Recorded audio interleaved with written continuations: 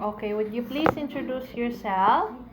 Good day, ma'am and sir. I'm Leia Bien. I'm 45 years old. I have one brother and three sisters. I have four children, two boys and two girls. Okay, what is your educational background? I'm high school graduate, ma'am. So, do you have experience abroad? No, ma'am. Only in the Philippines, right? Yes, ma'am. So, what are your, how long did you work in the Philippines? 2 years, ma'am. 2 years. So, what are your duties and responsibility?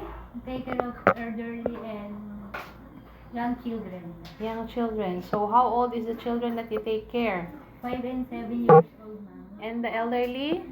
65, ma'am. 65 years old. How many are they in the how many are they in the family member? 7, ma'am. 7. 7 How only one helper, right? Yes, ma'am. Okay. So what do you prefer to take care, newborn or children? Children po. Children. So if your holiday is not on Sunday, do you agree? Yes, ma'am. Are you willing to share room with babies, children, and elderly? Yes, ma'am. Are you willing to work with another helper? Yes, ma'am. Are you willing to take care of dog or cat?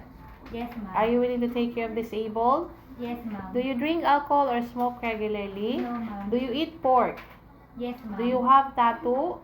No, ma'am. Do you have vision problems? No, ma'am. Do you hold any certificate like first aid, caregiver, nurse, and babysitter? No, ma'am. Have you any prolonged illnesses undergone surgery?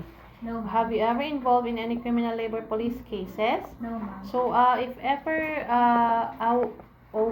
if ever you will go in Hong Kong, who will take care of your children? My sister, ma'am. Your sister. So, why do you want to work in Hong Kong?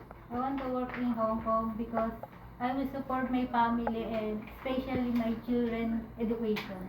Okay, thank you. Thank you, ma'am.